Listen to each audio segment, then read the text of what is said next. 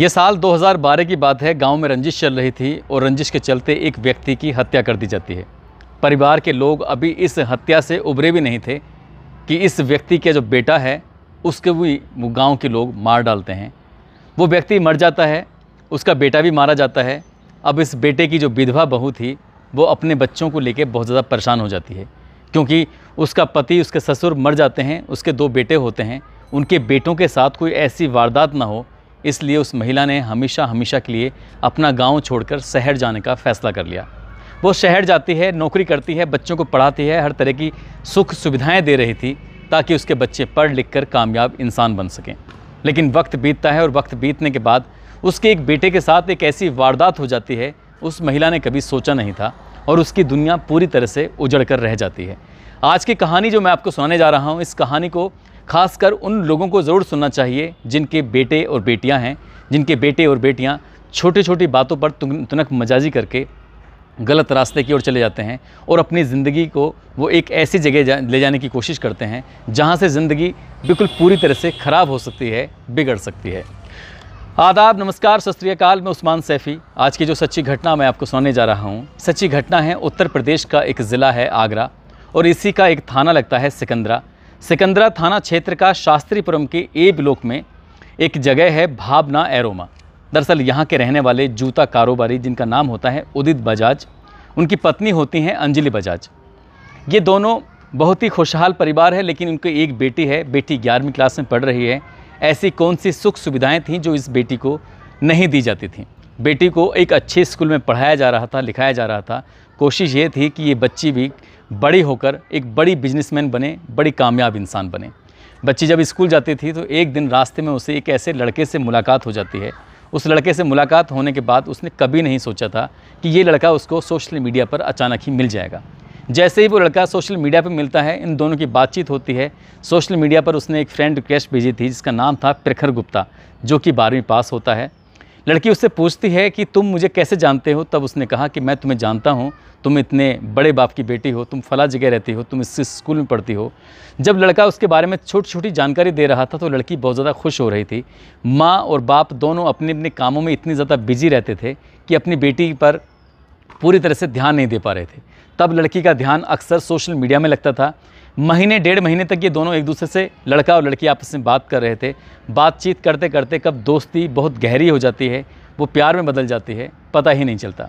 वक्त कुछ आगे गुजरता है और वक्त आगे बढ़ने के बाद लड़का और लड़की आपस में मिलने का फैसला लेते हैं, यानी कि बात करते हैं। जनवरी 2023 में ये लड़का और लड़की जब आपस में मिलते हैं, बातचीत करते हैं, तो एक दूसरे के साथ कुछ वक्त बिताने की कोशिश कर रहे थे।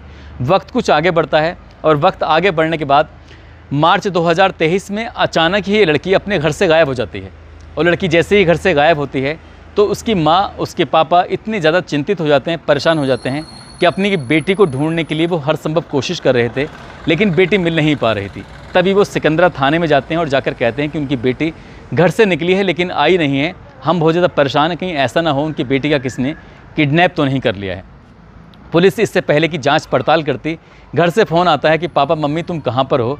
जब ये बात पापा और मम्मी के पास फ़ोन पहुंचता है तो वो एकदम से दौड़ते हुए घर आते हैं। आकर देखते हैं तो बेटी घर पे ही थी, अपनी दादी के साथ बातचीत कर रही थी, खेल रही थी। माँ बाप ने अपनी बेटी को देखा और वो खुश हो जाते हैं, उसे बेटी को गले लगाते हैं, कहते हैं कि बेटा तुम हमसे दूर मत जाना, तुम जब भी दूर जाती हो तो हम डर जाते हैं, परेशान हो जाते हैं, और हम तुम्हारी हर तरह की ख्वाहिश पूरी करना चाहते हैं, तुम जैसे चाहें वैसे जियो। बेटी का अच्छे स्कूल में एडमिशन करा रखा था, उसके साथ वो पूरी मेहनत कर रहे थे, पूरी ईमानदारी से अपना काम कर रहे थे। लेकिन एक कुछ वक्त बीत जाता है। वक्त बीतने के बाद एक दिन माँ अपनी बेटी का मोबाइल चेक करने लगती है और मोबाइल चेक करते करते देखती है कि अब उसकी जो बेटी है एक लड़के के साथ वो फ़ोटोग्राफ से मौजूद होती है। और जैसे उस लड़के के साथ होती है, उसके साथ उसके बगल में, उसके पास में है, उसके साथ कोई ऐसे फ़ोटोग्राफ्स थे जो प्रेमी और प्रेमिका के साथ होते हैं। तभी माँ पूछती है अपनी बेटी से कि बेटी ये लड़का कौन है। तो बेटी कहती है कि मैं इसको प्यार करती हूँ, इसी के साथ जीना चाहती हूँ, इसके साथ मरना चाहती हूँ, इसी से शादी करना चाहती हूँ। वो 15 साल की लड़की जो 11वीं क्लास में पढ़ रही थी, वो ऐसी बात कैसे कर सकती है। ये बात सुनने के बाद माँ को गुस्सा आता है। माँ अपनी बेटी को समझाती है कि घर से नहीं निकलोगी, घर से निकलोगी तो फिर अंजाम सही नहीं होगा, तो ये तुम्हारी पढ़ने लिखने की उम्र है और तुम प्यार मोहब्बत में पढ़ रही हो। माँ अपनी बेटी को हर तरह से समझाने की कोशिश कर रही थी और उस पर ज़्यादा फिर ध्यान देना शुरू कर देती है। जैसे जैसे ध्यान दे रही थी वैसे वैसे बेटी को बहुत ज़्यादा गुस्सा आता था, बुरा लगता था। वो अपने पति को बताती थी कि तुम्हारी बेटी अब रास्ते से भटक रही है, अलग जा रही है। वो माँ और बाप अपनी बेटी को समझाने की लगातार कोशिश कर रहे थे, लेकिन बेटी थी कि उस लड़के के प्यार में इस कदर पड़ गई थी कि उसके साथ बातचीत करना, उसके साथ चाहे दिन हो रात हो, कभी वीडियो कॉल तो कभी मैसेंजर पर कॉल, कभी फ़ोन पर कॉल, जैसा था वो अक्सर उन दोनों की बातें फ़ोन पर ज़्यादा होती थी और वो मिलने जुलने की कोशिश करते थे तो माँ रोकती थी। जब माँ ने उन्हें समझाने की कोशिश की तो माँ ने एक दिन गूगल पर यह सर्च किया कि यदि कम उम्र की लड़की किसी लड़के के साथ प्यार मोहब्बत में पड़ जाए तो उसे कैसे रोका जा सकता है। तो उसमें पता चलता है कि यदि 18 साल से कम उम्र की कोई लड़की किसी लड़के के प्यार मोहब्बत में पड़ती है, भले ही चाहे उसमें माँ बाप की मर्जी हो या ना हो, लेकिन पुलिस में अगर जाकर शिकायत करते हैं तो लड़की को रोका जा सकता है। और यही बात जब माँ ने अपनी बेटी से कही कि मैं तुम्हारे उस प्रेमी के खिलाफ पोक्सो एक्ट की धाराओं में मुकदमा दर्ज कराऊंगी, वो गंभीर धाराओं में मुकदमा होगा, वो 7-8 साल से ज़्यादा जेल में रहेगा, तो उसकी ज़िंदगी पूरी तरह से बर्बाद हो जाएगी, इसलिए उस लड़के से मिलने की कोशिश मत करना। 20 मई 2023 के आसपास माँ अपनी बेटी को समझाने की कोशिश कर रही थी। तभी ये दोनों फैसला लेते हैं कि अब कुछ अलग करना है। तभी ये लड़की 7 जून 2023 की दोपहर 12:30 के आसपास मौका पाते ही घर से भाग जाती है, निकल जाती है और अपनी माँ को फ़ोन करके कहती है कि माँ, मिलना चाहती हो, अपनी बेटी को आखिरी बार देखना चाहती हो तो आ जाओ। जैसे ही माँ ने ये बात सुनी, माँ के पैरों तले ज़मीन खिसक जाती है, तुरंत पति को फ़ोन करती है, तुरंत अपने देवर को फ़ोन करती है, कहती है कि बेटी घर से भाग गई है और वो हो ना हो उस लड़के के साथ भागी है, इसलिए मेरे साथ जितनी जल्दी हो सके चलो। जैसे ही ये बेटी घर से निकलती है तो बेटी निकल के कहीं दूर नहीं जाती, बल्कि वहीं आसपास में ही रहती है और एक लोकेशन पर ये इस तरह से बुलाने की कोशिश कर रही थी। और लोकेशन पर जब बुलाया जाता है तो बेटी वहाँ थी नहीं, लेकिन वहाँ पर कोई और मिलता है और बेटी की वजह से ही माँ की हत्या हो जाती है। इस बीच में माँ और बेटी लगातार बातचीत कर रहे थे। लगभग 47 बार कॉलिंग की गई थी और 47 बार कॉलिंग करने के बाद जिस तरह से माँ की हत्या होती है, जिस तरह से माँ की लाश अगले दिन यानी कि 8 जून 2023 को एक सिकंदरा थाना क्षेत्र का ककरेठा एक जगह है जहां वनखेड़ी का जंगल है, महादेवा मंदिर के लगभग 900 मीटर के फासले पर इस महिला की, जिसका नाम अंजलि होता है, इसकी लाश मिल जाती है। उसके बाद फिर लाश तो मिल जाती है, लेकिन पति का रो रो कर बुरा हाल हो जाता है। उसके बाद पति पुलिस स्टेशन जाता है और अपनी पत्नी की हत्या के बारे में पता करने की कोशिश कर रहा था कि आखिरकार हत्या की किसने है। तो पुलिस का प्रथम प्राइम सस्पेक्ट कोई और नहीं था बल्कि पति ही होता है। पूरी पड़ताल की जाती है लेकिन वहाँ से कोई सफलता नहीं मिलती। इस महिला का किसी से अफेयर तो नहीं है, ऐसे कोशिश करते हैं, और कारोबार के एतबार से किसी से दुश्मनी तो नहीं है, ऐसी कोशिश करते हैं, लेकिन पुलिस को कोई सफलता नहीं मिल रही थी। तब बेटी को बुलाया जाता है जिसकी उम्र 15 साल होती है। बेटी से बातचीत की जाती है। बातचीत करने के बाद जब बेटी का मोबाइल खंगाला जाता है, क्योंकि बेटी जो बात कर रही थी उसके बातचीत करने में कुछ सच्चाई कम नज़र आ रही थी, तभी पुलिस को शक होता है। उसका मोबाइल चेक करने के बाद देखा जाता है वो एक लड़के से बहुत ज़्यादा सोशल मीडिया पर एक्टिव रहती थी, बातचीत करती थी। पुलिस पूछती है ये कौन है, तो कहती है सिंपल दोस्त है। सिंपल दोस्त से दिन भर में बहुत सारी बातें नहीं हो सकती, CDR निकलवाई जाती है, तो हज़ारों बार वो दोनों बात करते थे, कई कई घंटे तक बात करते थे। तो पुलिस का शक होता है कि कहीं ना कहीं इन दोनों का आपस में अफेयर चल रहा है। जो फोटोग्राफ्स था उसमें एक मोटरसाइकिल होती है, मोटरसाइकिल में उसमें एक नंबर होता है, नंबर के आधार पर आखिरकार उस लड़के का पता निकाला जाता है। तो लड़के का नाम प्रखर गुप्ता होता है, जो 12वीं पास होता है, जो कि मूलतः रहने वाला ज़िला कासगंज के गंज डुंडवारा का रहने वाला होता है, जबकि वो अपनी माँ और अपने भाई के साथ आगरा के ही दयालगंज में रह रहा था। पुलिस घर पहुँचती है। घर जाने के बाद उस लड़के को गिरफ्तार करने की जब कोशिश कर रही थी, आखिरकार कड़ी मशक्क़त के बाद ये गिरफ्तार कर लिया जाता है। और जब गिरफ्तार करा जाता है, पूछताछ की जाती है, तो वो ज़्यादा देर पुलिस के सवालों के सामने टिक नहीं पाता। पुलिस लगभग 10 सवाल करती है और 10 सवाल में भी वो ढेर हो जाता है।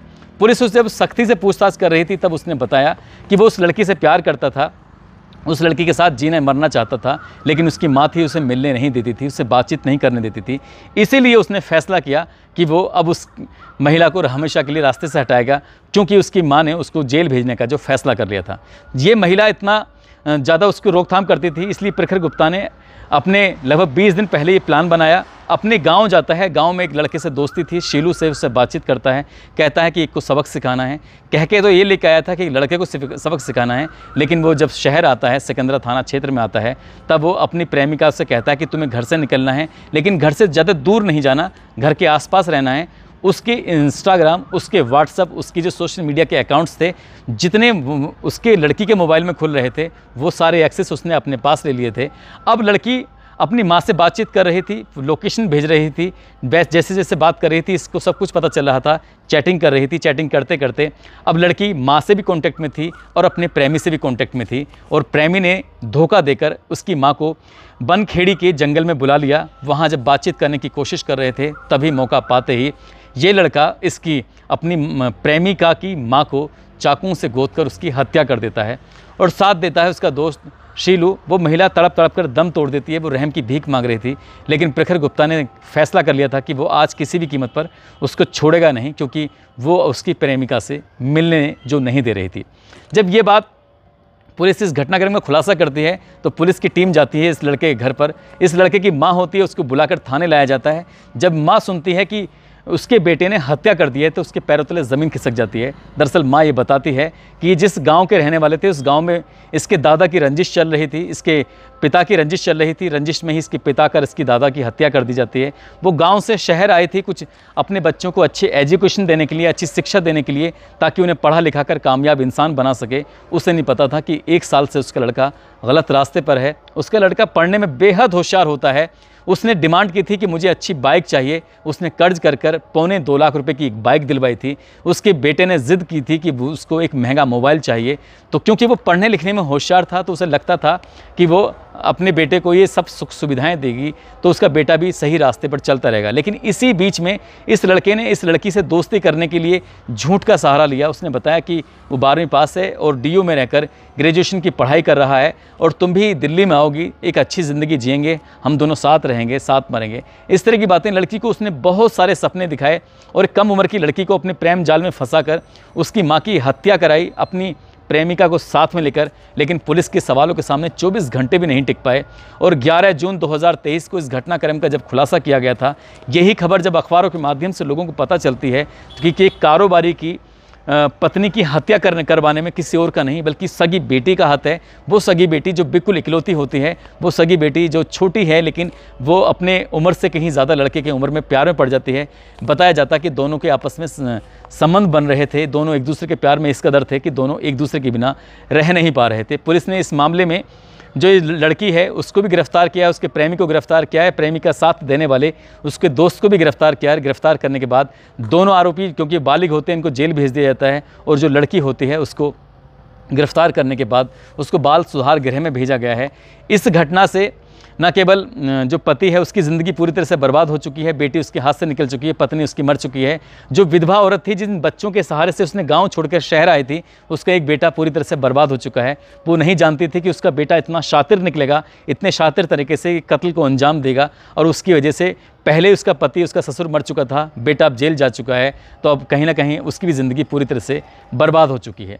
दोस्तों, इस पूरे घटनाक्रम को सुनाने का उद्देश्य किसी को परेशान करना नहीं है, किसी का दिल दुखाना नहीं है, बल्कि आपको जागरूक करना है, आपको सचेत करना है। और जाते जाते आज ये मोहन लाल हैं, बाड़मेर के रहने वाले हैं, इनका जन्मदिन है। इनको जन्मदिन की बहुत बहुत शुभकामनाएं, बहुत बहुत मुबारकबाद। आप सब लोग अपना ख्याल रखें। और जाते जाते मैं बस इतना ज़रूर कहना चाहता हूँ कि आपके बच्चे किससे फ़ोन पर बात कर रहे हैं, किससे नहीं कर रहे हैं, आपको अपने बच्चों को लेकर हर वक्त सतर्क रहना है। आपको ये भी देखना है कि इतनी एक विधवा औरत ने इतनी महंगी बाइक लेने की क्या ज़रूरत थी, इतना महंगा मोबाइल दिलाने की क्या ज़रूरत थी, ये जानते हुए भी कि वो खुद विधवा है, उसको एक सही रास्ते पर लाने की कोशिश करनी चाहिए थी।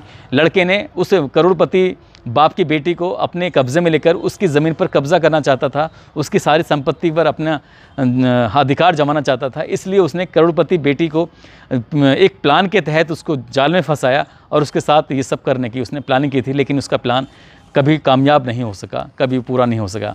आप सब लोग अपना ख्याल रखें, अपने बच्चों का ख्याल रखें, सुरक्षित रहें। जय हिंद, जय भारत।